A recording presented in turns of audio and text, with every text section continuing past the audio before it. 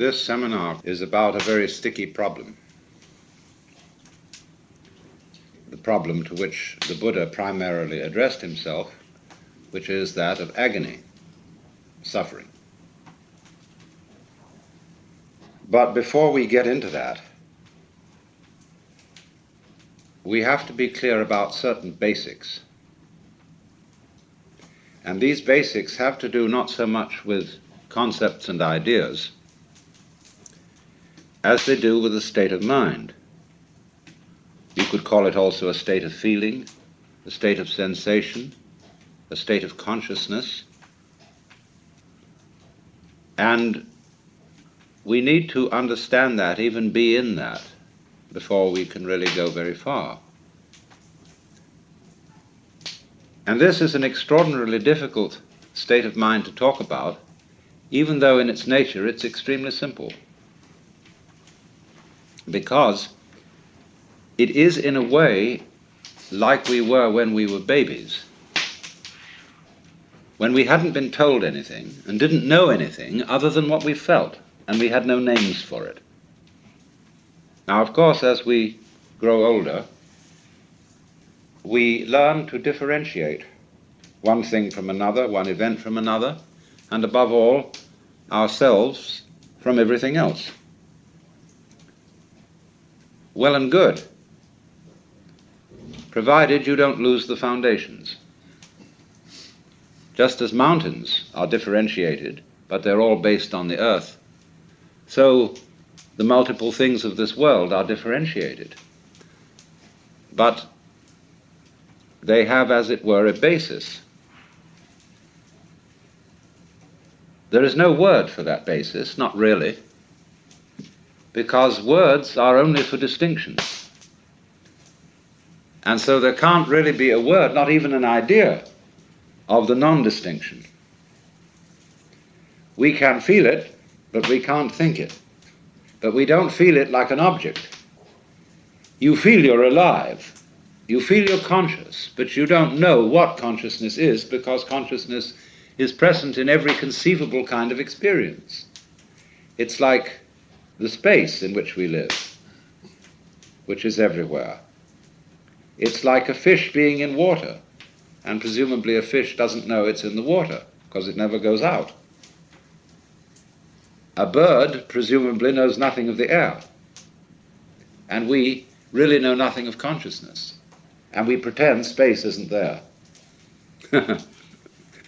So, however, when you grow up and become fascinated, which is really the right word, spellbound, enchanted, by all the things that adults wave at you, you forget the background. And you come to think that all the distinctions which you've been learning are the supremely important things to be concerned with. You become hypnotized, just in the same way as when the beak of a chicken is put to a chalk line, it gets stuck on that line. And so when we are told to pay attention to what matters, we get stuck with it, and that's what in Buddhism is called attachment. Attachment doesn't mean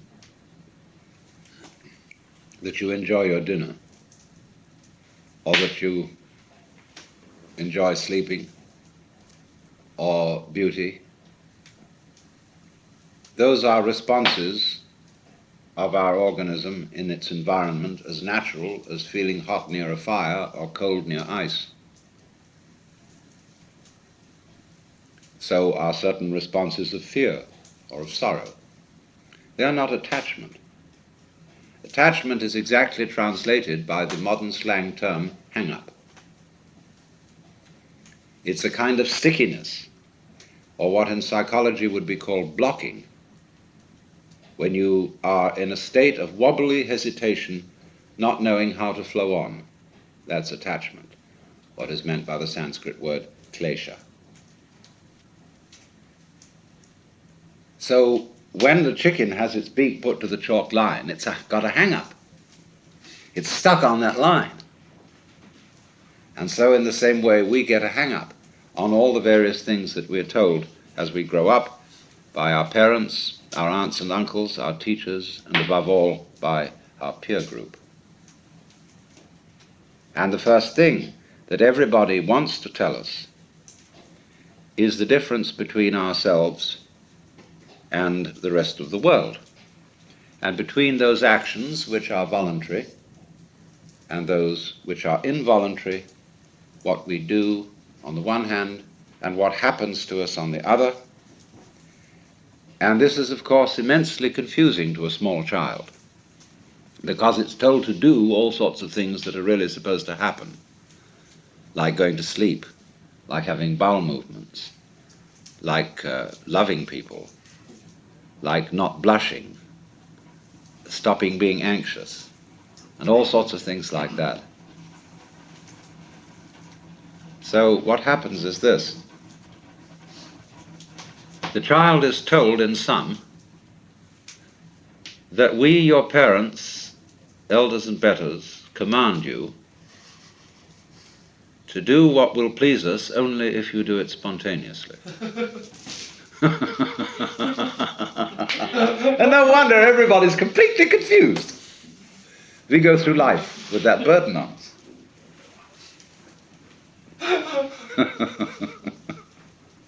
So, we therefore develop this curious thing. We develop a thing which is called an ego. Now, I've got to be very clear to you what I mean by an ego. An ego is not the same thing as a particular living organism. For my philosophy, the particular living organism, which is inseparable from a particular environment, that is to say, from the universe as centered here and now, is something real. It isn't a thing. I call it a feature of the universe. But what we call our ego is something abstract, which is to say, it has the same order and kind of reality as an hour, or an inch, or a pound, or a line of longitude. It is for purposes of discussion. It is for convenience. In other words, it is a social convention that we have what is called an ego. But the fallacy that all of us make is that we treat it as if it were a physical organ, as if it were real in that sense, when in fact it is composed, on the one hand, of our image of ourselves, that is, our idea of ourselves, as when we say to somebody, you must improve your image. Now, this image of ourselves is obviously not ourselves, any more than an idea of a tree is a tree, any more than you can get wet in the word water. And to go on with, our image of ourselves is extremely inaccurate and incomplete. Would that some God the gifted give us to see ourselves as others see us. We don't. So my image of me is not at all your image of me.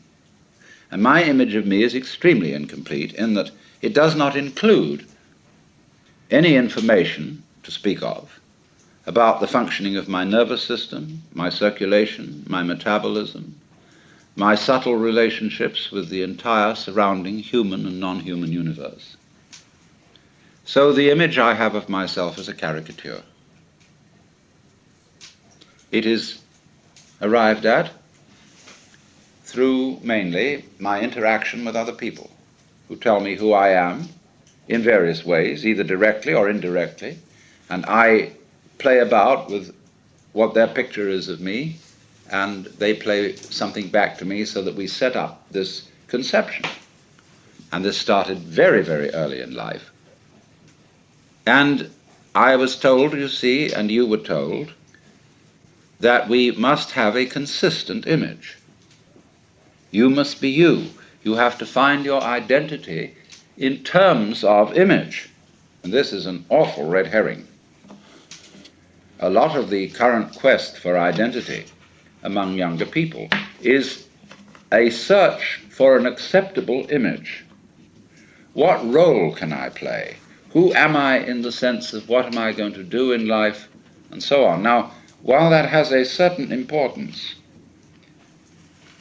if it's not backed up by deeper matters, it's extraordinarily misleading. So therefore, on the one hand, there is this image, which is intellectual, emotional, imaginative, and so forth.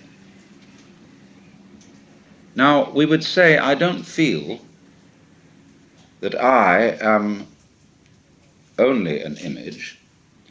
I feel there's something more real than that, because I have a sense of there being a particular sort of, how do we say, a center of something, some sort of sensitive core inside the skin. And that corresponds to the word I. Let's take a look at this. Because the thing that we feel as being myself is certainly not the whole body. Because a lot of the body can be seen as an object. In other words, if you stand, stretch yourself out, lie on the floor, and turn your head and look at yourself, you can see your feet and your legs and all this up to here, and finally it all vanishes, only there's a sort of a vague nose in front. And you assume you have a head because everybody else does, and you've looked in a mirror, and that told you you had a head, but you could never see it, just like you can't see your back. So you tend to put your ego on the side of the unseen part of the body, the part you can't get at, because that seems to be where it all comes from, and you feel it. But what is it that we feel? Because if I see clearly, and my eyes are in functioning order, the eyes certainly are not conscious of themselves. There are no spots in front of them, no defects, in other words, in the lens or in the retina or in the optic nerves that give hallucinations. So also, therefore, if my ego, my consciousness is working properly, I ought not to be aware of it as something sort of there, being a nuisance in a way in the middle of things, because your ego is awfully hard to take care of. Well, what is it then that we feel? Well, I think I've discovered what it is. It's a chronic, habitual sense of muscular strain, which we were taught in the whole process of doing spontaneous things to order. When you're taking off in a jet plane, and the thing has gone rather further down the runway than you think it should have without getting up in the air, you start pulling at your seatbelt. Get this thing off the ground. Perfectly useless. So in the same way, when our community tells us, look carefully, now listen, pay attention, we start using muscular strains around our eyes, ears, jaws, hands, to try to use our muscles to make our nerves work, which is, of course, futile. And in fact, it gets in the way of the functioning of the nerves. Try to concentrate. And then when we try to control our emotions, we hold our breath, pull our stomachs in, or tighten our rectal muscles to hold ourselves together. Now pull yourself together! Immediately, what are you to do? What does a child understand by that? He does it muscularly, pulls himself together. This is useless. So everybody chronically pulls themselves together, so that it's so funny, if you get a person to just lie on the floor and relax, but there's the floor under you, as firm as can be, holding you up. Nevertheless, you will detect that the person is making all sorts of tensions, lest he should suddenly turn into a nasty jello on the floor. So that chronic tension, which in Sanskrit is called sankocha, which means contraction, is the root of what we call the feeling of the ego. So that, in other words, this feeling of tightness is the physical referent for the psychological image of ourselves. So that we get the ego as the marriage of an illusion to a futility. Even though the idea of an I with a name, with a being, is naturally useful for social communication, provided we know what we're doing and take it for what it is. But we are so hung up on this concept that it confuses us, even in the proposition that it might be possible for us to feel otherwise. Because we ask the question, if we hear about people who have transcended the ego, well, we ask, how do you do that? Well, I say, what do you mean? You, how do you do that? Because the you you're talking about doesn't exist. So you can't do anything about it. Any more than you can cut a cheese with a line of longitude. Now that sounds very discouraging, doesn't it? But let's suppose now you are babies again, and you don't know anything. Now, don't be frightened, because anything you know you can get back later. But for the time being, here is our awareness. And let's suppose you have no information about this at all and no words for it. And that my talking to you is just a noise.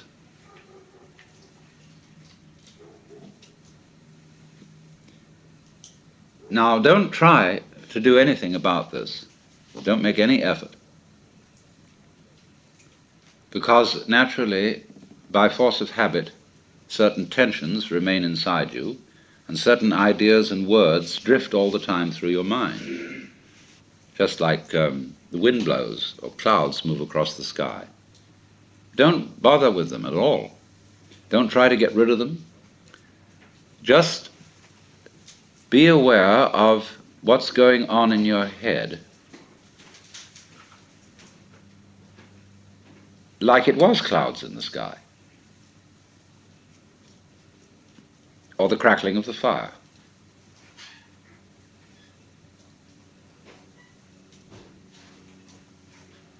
There's no problem to this.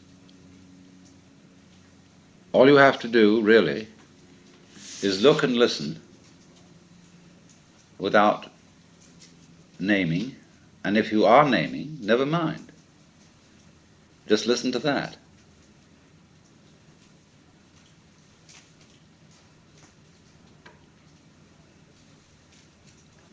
Now, that you can't force anything here, that you can't willfully stop thinking and stop naming, is only telling you that the separate you doesn't exist. It isn't a mark of defeat. It isn't a sign of your lack of practice in meditation. That it runs on all by itself simply means that the individual separate you is a figment of your imagination. So you are aware at this point of a happening. Remember, you don't know anything about the difference between you and it. You haven't been told that. You've no words for the difference between inside and outside, between here and there, and nobody has taught you that what you see out in front of you is either near or far from your eyes. Watch a baby put out a finger to touch the moon.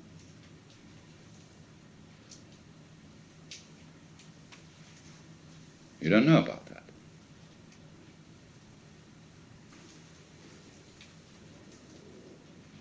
Just, therefore, here it is. We'll just call it this.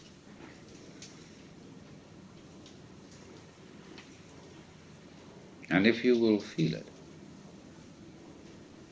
the going on, which includes absolutely everything you feel.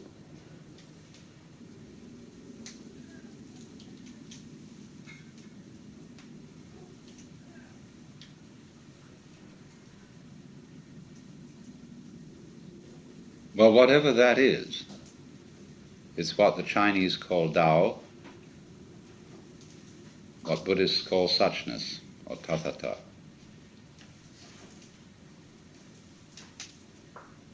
And it's a happening. It doesn't happen to you, because where is that? You, what you call you, is part of the happening, or an aspect of it. It has no parts. It's not like a machine.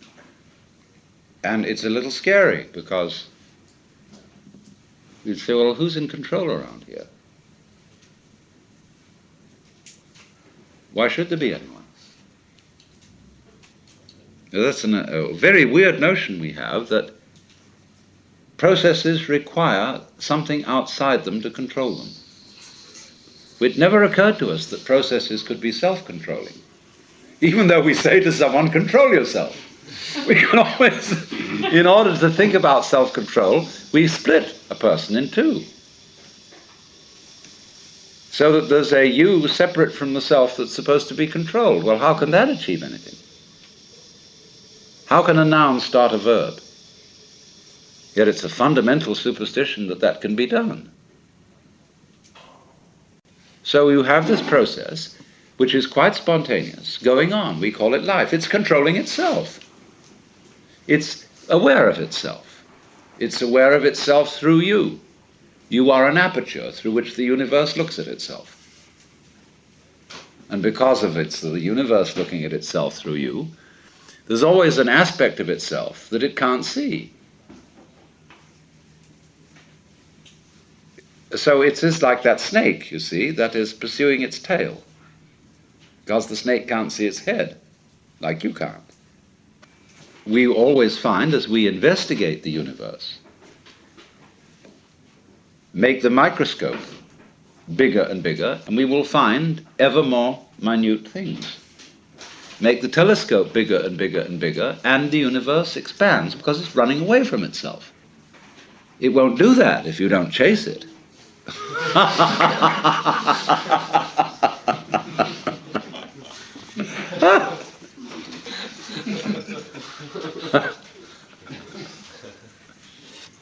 So, it's a game of hide and seek.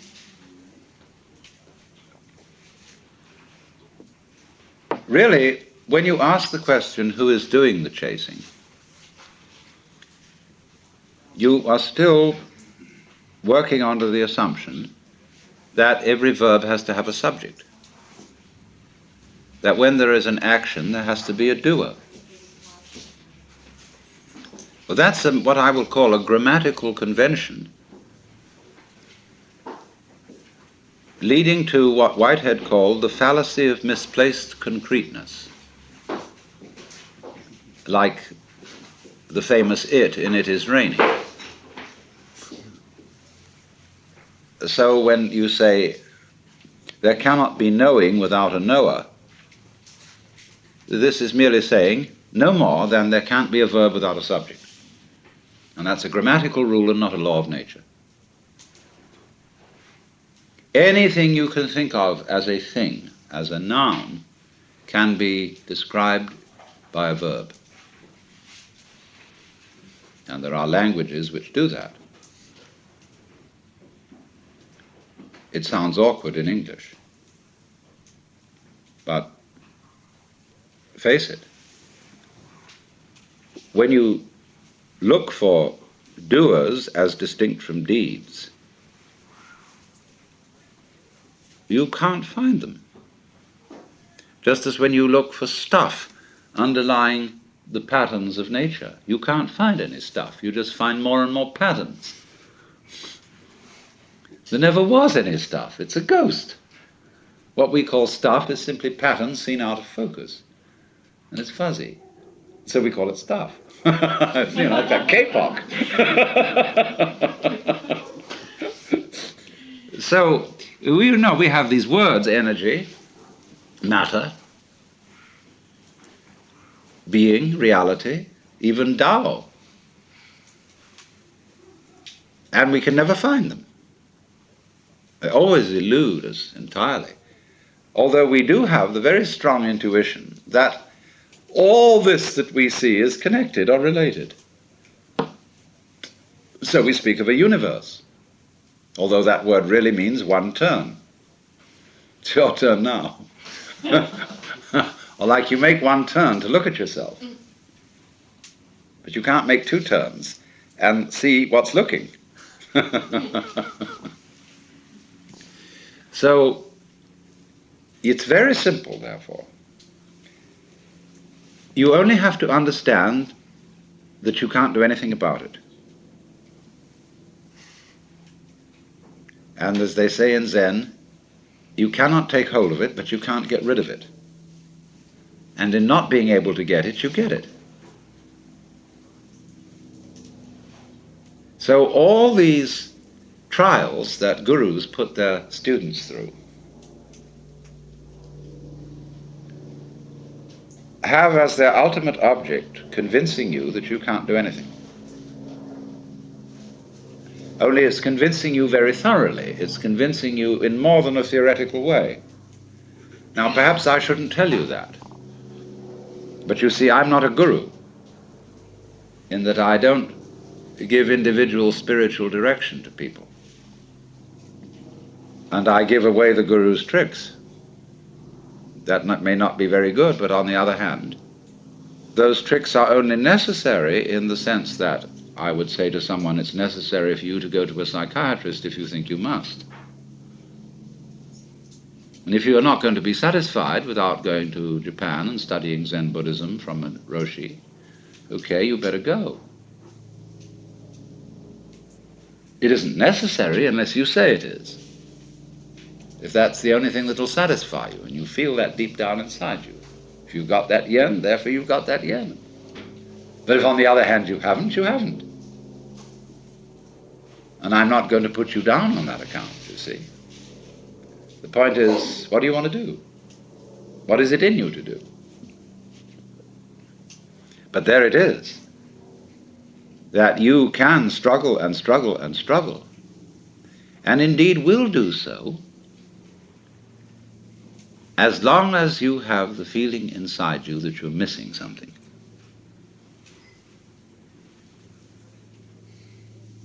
And people, your friends, all sorts of people will do their utmost to persuade you that you're missing something. Because they're missing something, and they think they're getting it through a certain way. And therefore, to assure themselves, they'd like you to do it too. So there's this thing. And you see, a clever guru beguiles his students by letting them have the feeling of success and accomplishment in certain directions. A guru gives people exercises, A, that are difficult but can be accomplished, and B, that are impossible. You'll always be hung up on the impossible ones, but the possible ones you will get a feeling of making progress, so that you will double your efforts to solve the impossible exercises. And then they range things in many, many ranks and levels through which you can advance. This stage of consciousness, that state of consciousness, or think of the degrees of masonry, or so on. Ranks in learning things, the different belts you get in judo and all that kind of jazz. You can do that. And it gives people this sense of competing with themselves or even with others, because of the feeling inside that there is just something I'm missing. And of course, if you are learning any sort of skill and you haven't perfected the skill, there is indeed something you're missing. But in this thing that we're talking about, that isn't true. Because you, as the Buddhists say, are Buddhas from the very beginning. And all that searching is like looking for your own head, which you can't see and therefore might conceivably imagine that you'd lost. So that indeed is the point, that we don't see what looks, and therefore we think we've lost it. And so we're in search of the self, the Atman. Well, that's the one thing we can't find, because we have it. We are it. But we confuse it with all these images. So therefore, if you understand perfectly clearly that you can't do anything to find that very, very important thing, God, enlightenment, nirvana, whatever, then what?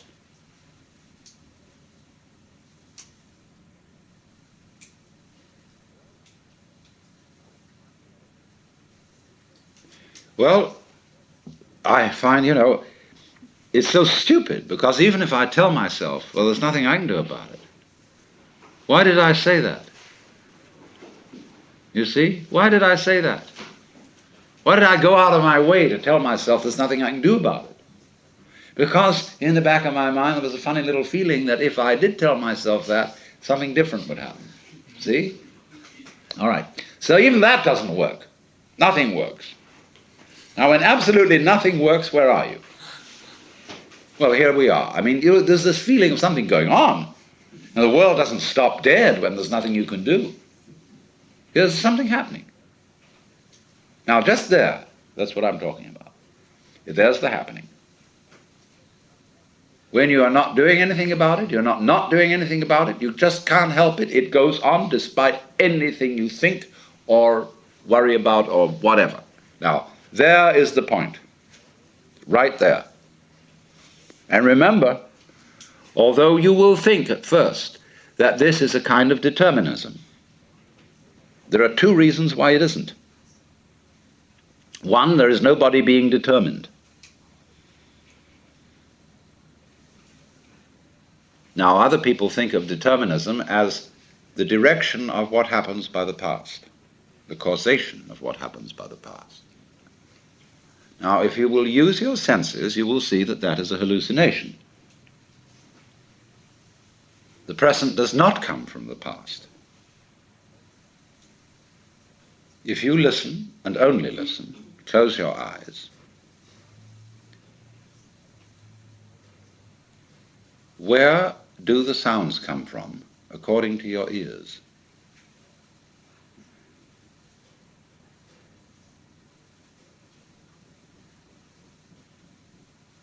You hear them coming out of silence.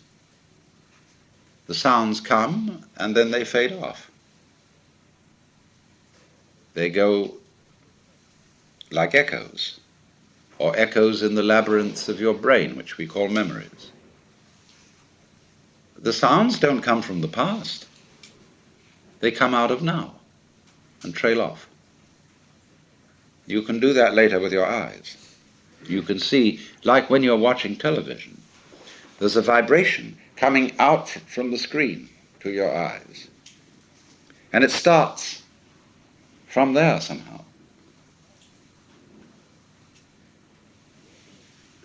Because we see the hands and then they move, we think that the movement is caused by the hands, and that the hands were there before and so can move later. We don't see that our memory of the hands is an echo of their always being now. They never were, they never will be, they're always now. So is the motion. And that is recollected is the trailing off echo like the wake of a ship. And so just as the wake doesn't move the ship, the past does not move the present, unless you insist that it does. And if you say, well, naturally I'm always moved by the past, that's an alibi. And it completely fails to explain how you ever learn anything new. That's why all the psychologists, who are mostly behaviorists, are completely bogged down in trying to find a theory of learning. Because according to the theory of learning that we have, everything new that you assimilate is really only learned when translated into terms of what you already know. So, in that sense, learning becomes like a library which increases only by the addition of books about books already in it. A lot of libraries are indeed like that. So, that's what we call scholasticism. So then, you become aware that this happening isn't happening to you because you are the happening. The only you there is what's going on.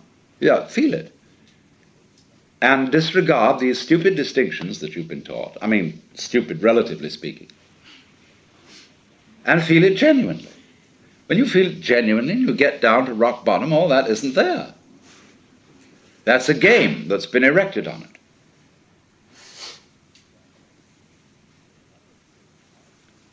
And it isn't determined. In other words, you get this odd feeling of a synthesis between doing and happening, in which doing is as much happening as happening, and happening is as much doing as doing. And if you are not very careful at that point, you'll proclaim yourself God Almighty, in the Hebrew Christian sense. Like Freud alleges babies feel that they're omnipotent. And in a way they are. I am omnipotent insofar as I'm the universe. But I'm not omnipotent in the role of Alan Watts. Only cunning.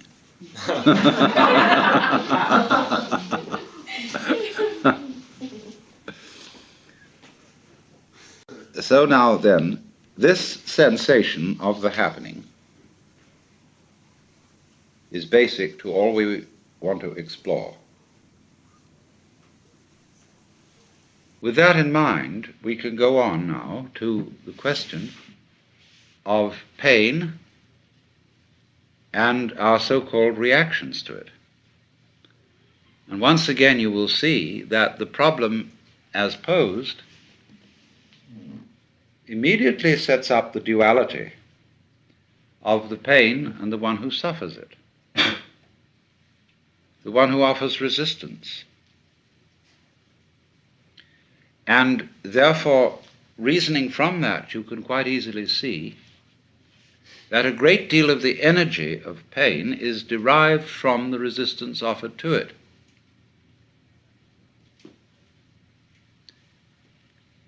And that resistance takes very many forms, not only of attempts to get away from a pain which is present. Let's suppose you tried to run away from a migraine headache. As you carry it with you, you can't get away from it, and it seems to be absolutely in the middle of everything that you are. So that however much you thresh and resist, the pain goes with the threshing. Other forms of pain are problematic to a large extent because of our prior anxiety about them and because of the valuations that we put on them. And we may as well start from that point. And what we very largely dislike about people in pain is the noise they make. When I challenged R.H. Blythe and said, "You're a vegetarian, but don't you realize that plants have feelings?" He said, yes, I do, but they don't scream so loudly. And so, say in a hospital or any place like that, it is taboo to scream, because you must understand that hospitals and any institution of that kind is run for the convenience of the staff. All institutions are. And so everything is done in such a way as to interiorize, localize pain. Of course, in a way that makes it worse.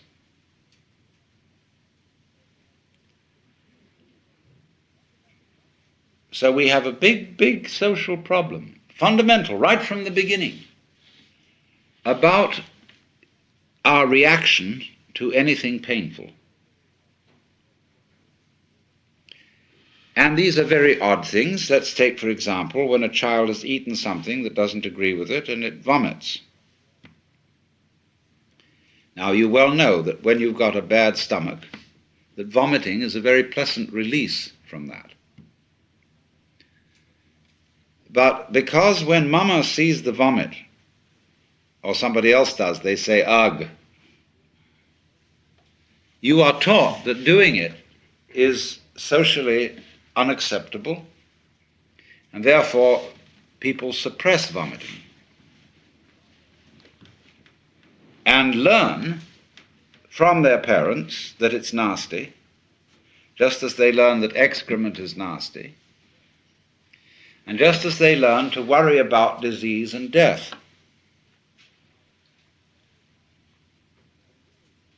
Now, there really isn't anything radically wrong with being sick or with dying. Who said you're supposed to survive? Who gave you the idea that it's a gas to go on and on and on? And we can't say that it's a good thing for everything to go on living from the very simple demonstration that if we enable everybody to go on living, we overcrowd ourselves. That we're like an unpruned tree. And so, therefore, one person who dies, in a way, is honorable because he's making room for others.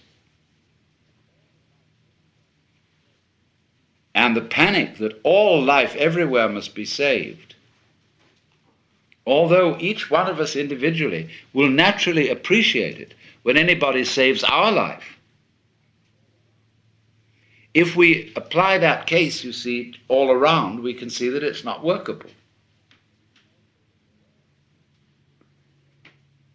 We can also look further into it and see that if our death could be indefinitely postponed,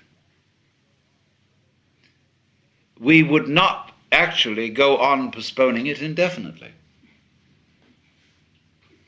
Because after a certain point, we would realize that that isn't the way in which we wanted to survive. Why else would we have children? Because children arrange for us to survive in another way. By, as it were, passing on a torch, so that you don't have to carry it all the time. There comes a point where you can give it up and say, now you work. It's a far more amusing arrangement for nature to continue the process of life through different individuals than it is always with the same individual. Because as each new individual approaches life, life is renewed. And one remembers how fascinating the most ordinary everyday things are to a child, because they see them all as marvelous, because they see them all in a way that is not related to survival and profit. And when we get to thinking of everything in terms of survival and profit value, as we do, then the shapes of scratches on the floor cease to have magic. And most things, in fact, cease to have magic. So therefore, in the course of nature, once we have ceased to see magic in the world anymore, we are no longer fulfilling nature's game of being aware of itself.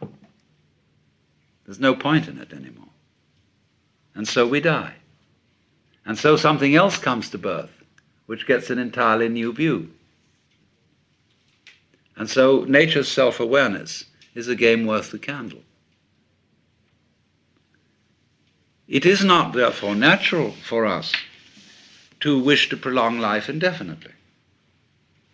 But we live in a culture where it has been rubbed into us in every conceivable way that to die is a terrible thing.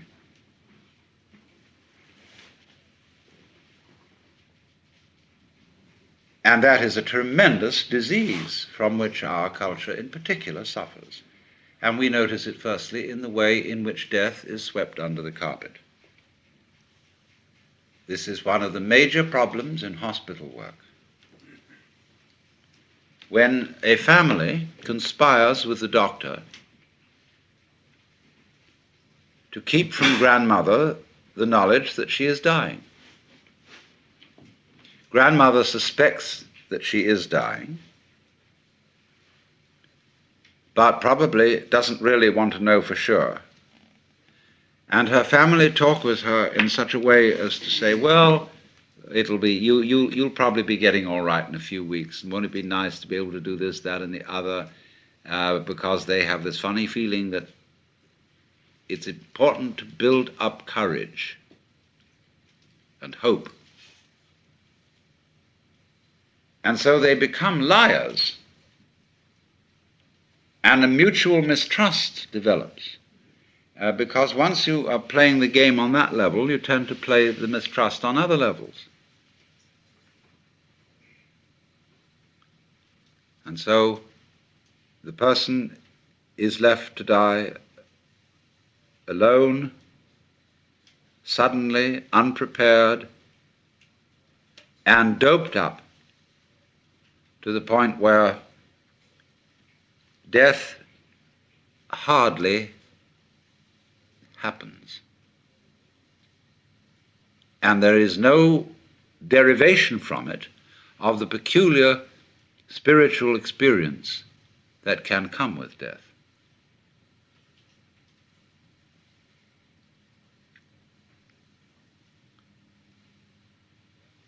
Back in 1958, I was in Zurich, and there met a most extraordinary man by the name of carefree von Dürkheim.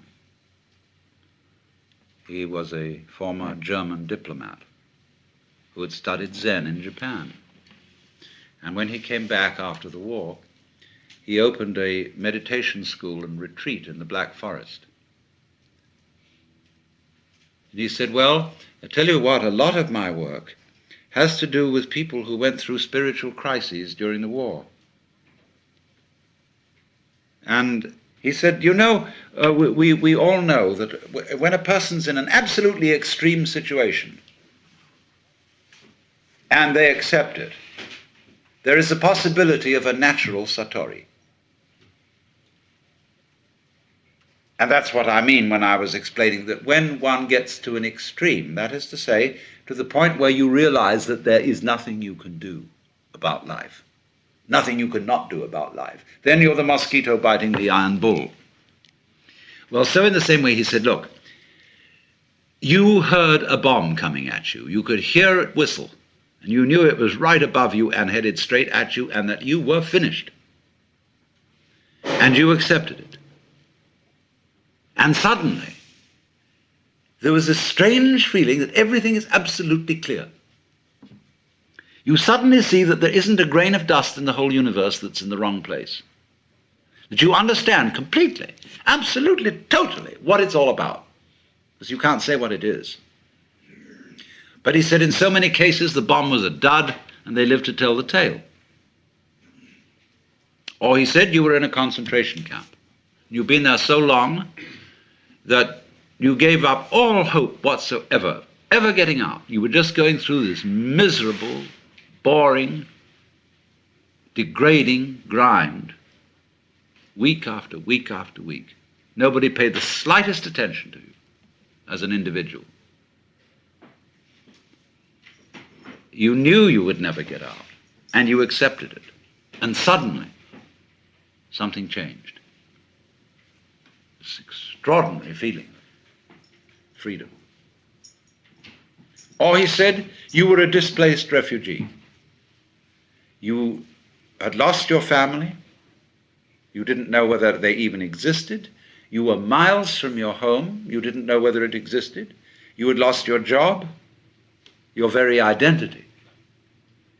You were absolutely nowhere. And you accepted it. And suddenly, you were as light as a feather and free as the air. Now he said, so many people have had those experiences, and they talk about them to their families and friends, and they say, oh, well, you were under terrific pressure, and you probably had some hallucination, you know? Well, he said, I am showing those people that so far from having a hallucination, those were the few occasions in which they woke up. So you see, this is always the opportunity presented by death. That if one can go into death with eyes open and have somebody help you, if necessary, to give up before you die, this extraordinary thing can happen to you. So that from your standpoint, in that position, at that time, you would say, I wouldn't have missed that opportunity for the world. Now I understand why we die. The reason we die is to give us the opportunity to understand what life's all about. By letting go. Because then we come to a situation that the ego can't deal with. When we are no longer hypnotized by that, then our natural consciousness can see clearly what all this universe is for. So, therefore, we have missed this golden opportunity by institutionalizing death out of the way, instead of having a socially understood acceptance of death and rejoicing in death. Now, I could imagine that one person would want to rejoice in death in an entirely different way from another.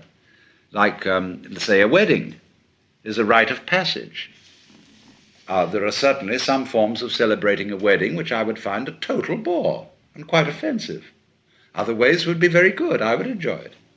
So everybody, in other words, I'm not saying that you've got to get mixed up with a lot of people coming, laughing around you and giving you presents and cards and everything because you're going to die.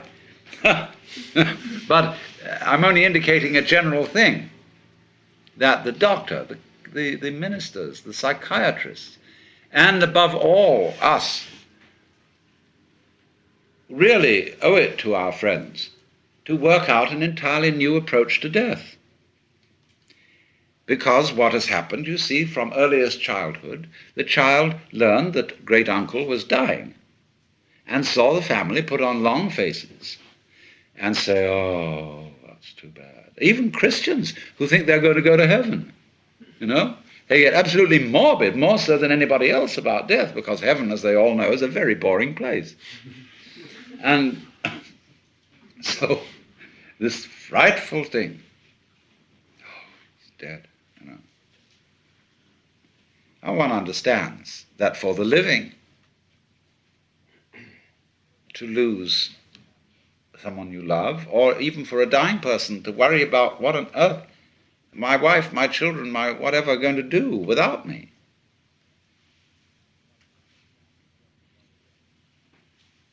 One can understand a certain worry in that. But nobody is indispensable. And there comes a point when you have to say, I'm sorry, but I am completely going to abandon responsibility for anything. because there is no further way I can do it. This is another way of that surrender.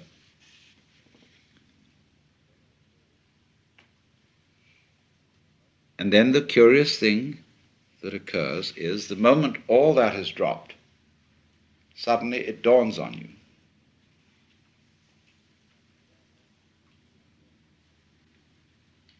that to be important, existence does not have to go on any longer than a moment. Quantitative continuity is of no value. How long can you hold your breath? Who cares?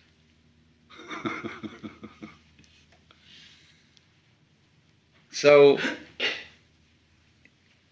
it follows from that, you see, that if any one of us, without being shocked into it by being bombed or put in a concentration camp, could at this moment be as one about to die,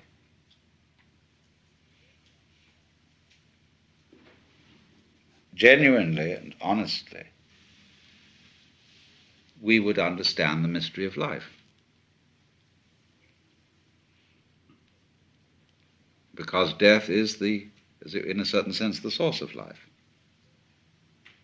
Just as we see in nature, when the leaves fall from the trees, they mold and rot, and this supplies humus, from which more plants can grow. It's a cycle like that.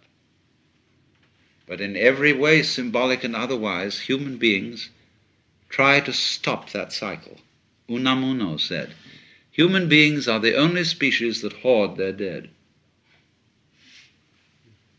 And therefore, with the ghastly art of the mortician, we try to make the body unpalatable to the worms, and so to stop life, as if to be eaten in due course were an indignity to the human being, whereas we eat everything else and we give nothing back. So that is a kind of a social symptom of our profound disorientation with respect to death. We think death is unnatural, and furthermore, in our culture, we think birth is a disease and send a mama to the hospital for the most unnatural, weird kind of parturition.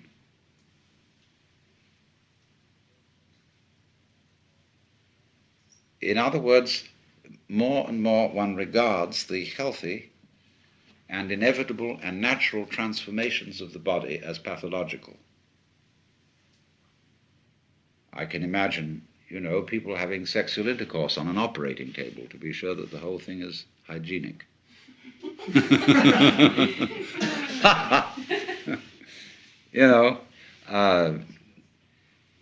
Everything about us like that is become over interfered with by specialists, and less the province of our own preferences. It's very, very hard indeed to die in your own way without some blasted bunch of relatives come fussing around and insisting that you go to a hospital, that you get fixed with the tortures of being fed through tubes and things to keep you alive indefinitely and waste the family savings. It's even a crime to commit suicide. Now, this is simply nonsense. It's this perfect panic to survive at all costs. Now, let's get practical. You say, okay, I understand what you are saying theoretically, but I know that I would be terrified if somebody was going to tell me that I'm going to die, and that I would look frantically around for some doctor, some sort of something, that this panic to live is in us in an uncontrollable way, and this is part of the reason why we say we have an instinct to survive. The instinct is this panic. So let's take another step now, in the same way as I showed you steps about realizing that you don't have an ego. You say to yourself in the ordinary way, when you feel that panic, you feel a bit ashamed of it, even though you've been taught that you should do everything possible to survive. See what a bind you're in here? So one feels, oh goodness, I must face this thing calmly and bravely and not be in this panic. But the point of the fact is, you are in a panic, and you can't stop it. Now that's very important, because this is another way of showing you the same thing that death is showing you, that you can't do anything about it. Just as when you finally realize you can't do anything about the death, you could have solved all that before by understanding you couldn't do anything about the panic. But if you think all the time, I'm supposed to stop this panic, then all that happens is you're at cross purposes with yourself again. The panic is, of course, put off in the ordinary way. We all know we're going to die. But it's sufficiently far off so that we can put it out of our minds. And anybody who does put it into our minds in the ordinary way is taken to be a skeleton at the banquet, a Cassandra, and gloomy, so that the old-fashioned preacher of bygone days who preached about death, and those monks who kept skulls on their desks, and all that sort of thing, is regarded today as very morbid. Why, in the Baroque times, there was a fashion for a while of making tombstones with marvelous sculptures of skeletons and bones all over them. And on the Via Veneto in Rome, there is a Capuchin church where down in the crypt there are chapels made where the altar furnishings and everything are made entirely from the bones of departed monks. Then we have among Tibetans and in Buddhists graveyard meditations, and they have trumpets in Tibetan Buddhism made of human thigh bones, and they have cups, ritual cups made of the domes of human skulls, richly worked in silver and turquoise. And we say all that is very morbid. So, from this point of view, you can see, first of all, theoretically, how death can solve its own problem. Now, if you say, I can only see it theoretically, and I can't go the whole way with you, then I will ask you, what is blocking you? Will you say, it gives me the heebie-jeebies and the horrors? I say, all right, so death is not the problem, the heebie-jeebies is the problem. So let's deal with the heebie-jeebies in the same way as with death. You cannot stop the heebie-jeebies. You think you should. I say, don't. The heebie-jeebies are very valuable. Not that they will stop you from dying, but because from them you will learn the same thing as you would learn from dying. But the social pressure on you to resist the heebie-jeebies is terrific. Now, why must you do that? Why is everybody saying these heebie-jeebies, these fears, etc., are not permissible? You wonder about that. And the reasoning behind all that is not very clear, because it seems to be saying, well, if you have all these fears and things like that, you won't be a very good soldier. You won't be able to act competently in a crisis. You'll get the heebie-jeebies instead, and you won't know what to do.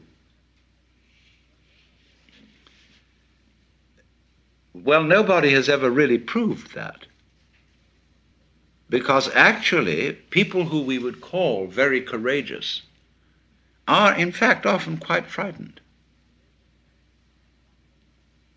And courageous action is not necessarily a consequence of having no fear. Sometimes it might be, but it isn't always so. The real reason why the heebie-jeebies are suppressed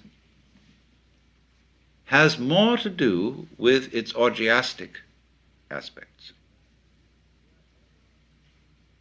Wherever the human organism gets into a certain kind of extreme, it starts an oscillating process going.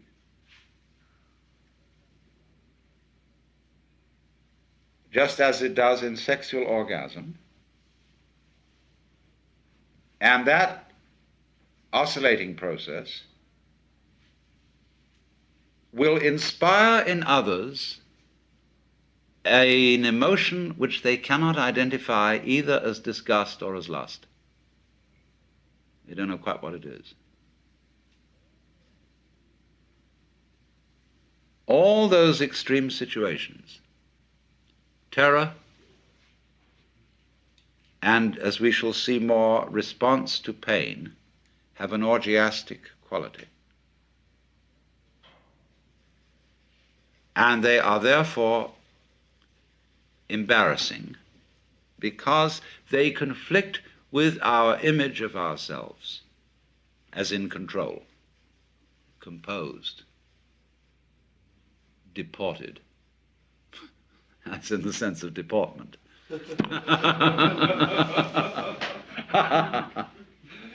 But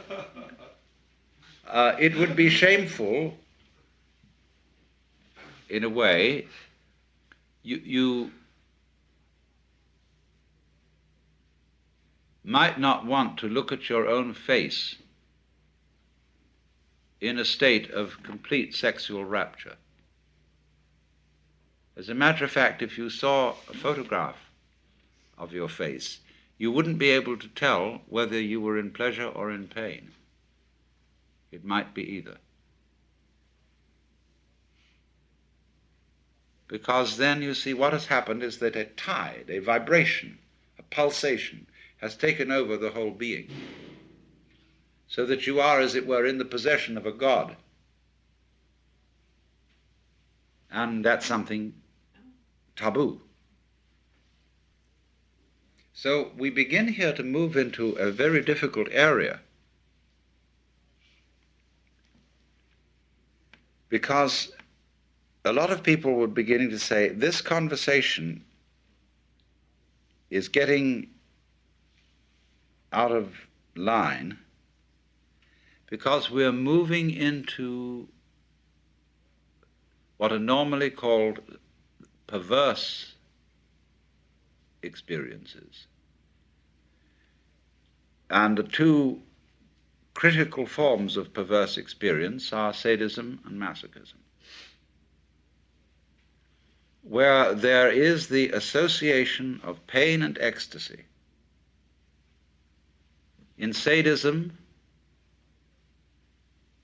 the confusion of another person's suffering with that person's sexual orgasm. In masochism, the identification, or if you want to say confusion, of your own suffering with sexual orgasm. Now we say, well, that's pathological, that's absurd. But it exists. People do it all the time, both ways, and sometimes both together.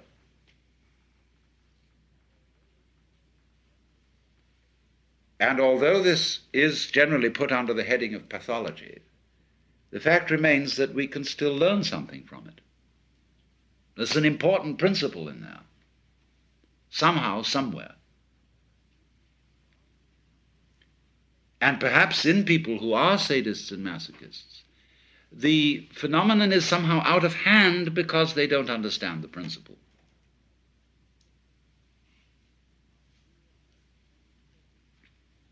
Now, do you realize many sadists want nothing more than that their victim should enjoy the pain? The combination sadist and masochist is perfect. And many sadists would be quite reluctant if the victim really didn't like participating in this at all. And so there's the joke of the masochist asking the sadist to beat him, and he says, I won't.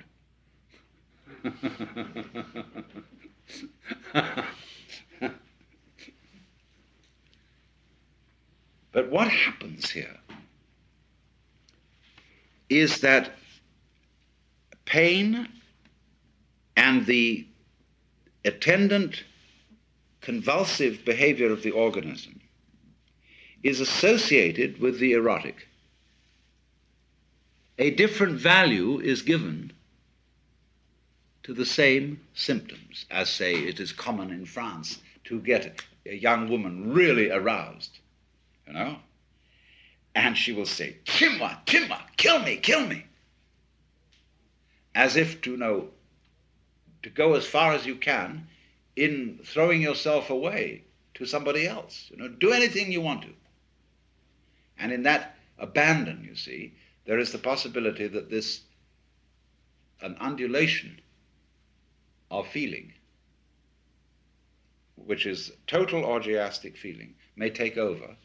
And in that feeling, you see, you are one with what is happening completely. And that's what everybody, as it were, finally aspires to.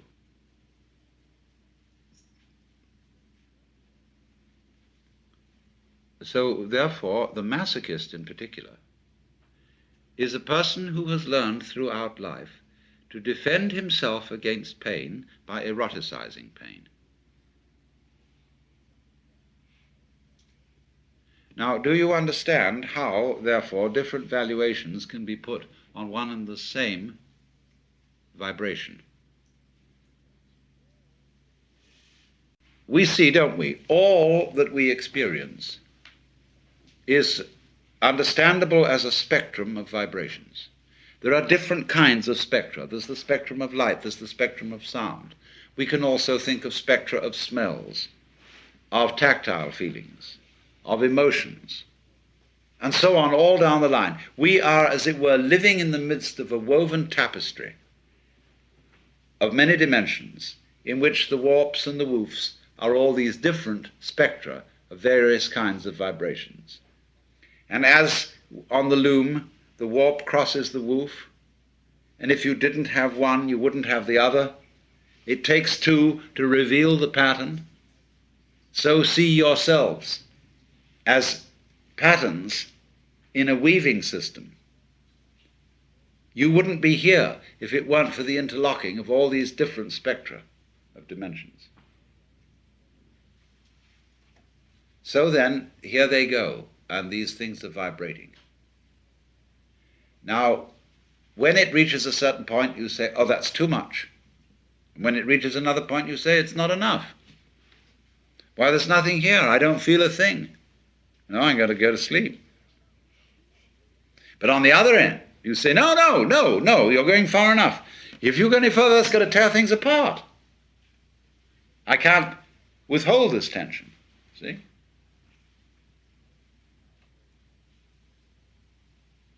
Now, so some people will say, all right, now relax, take it easy.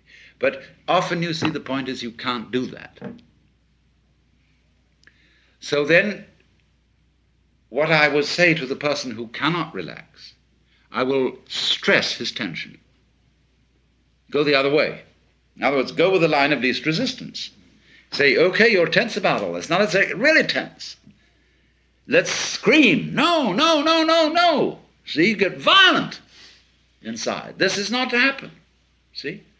But so that one way or the other, you see, it doesn't matter which you go, you'll begin to get into this thing, which is what is happening when the boat of life begins really to rock. Get rocking with it by whatever way is open. But you are not going to force the issue here.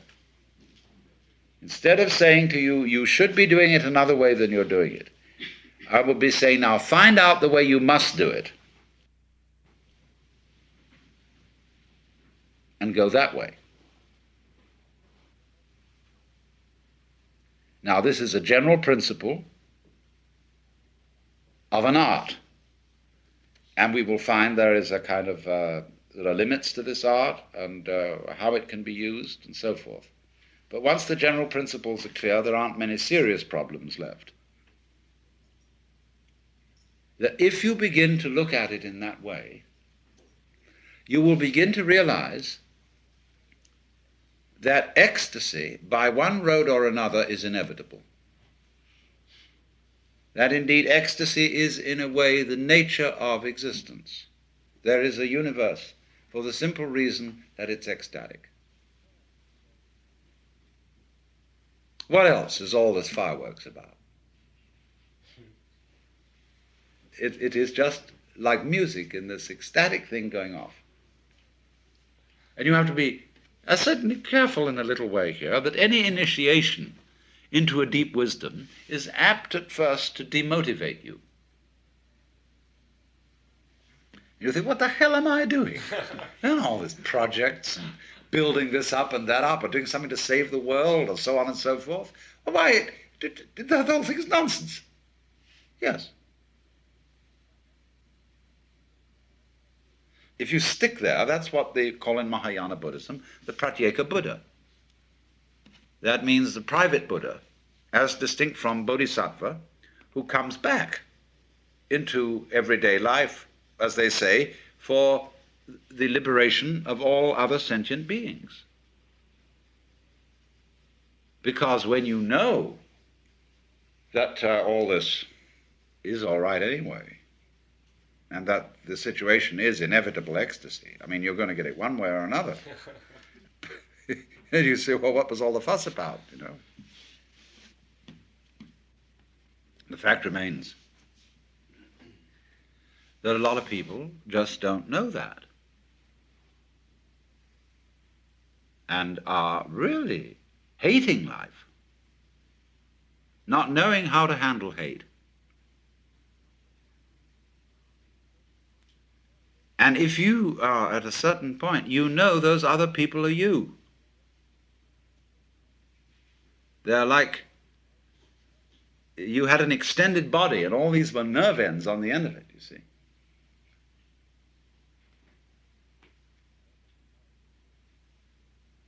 However, you know also that you can't really show them anything they don't already know and won't be able to show them anything else until they know it.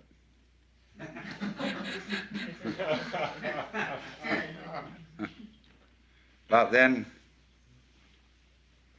the question, what shall I do, has now disappeared. It should have disappeared in the beginning because there wasn't any real I, there was just the happening.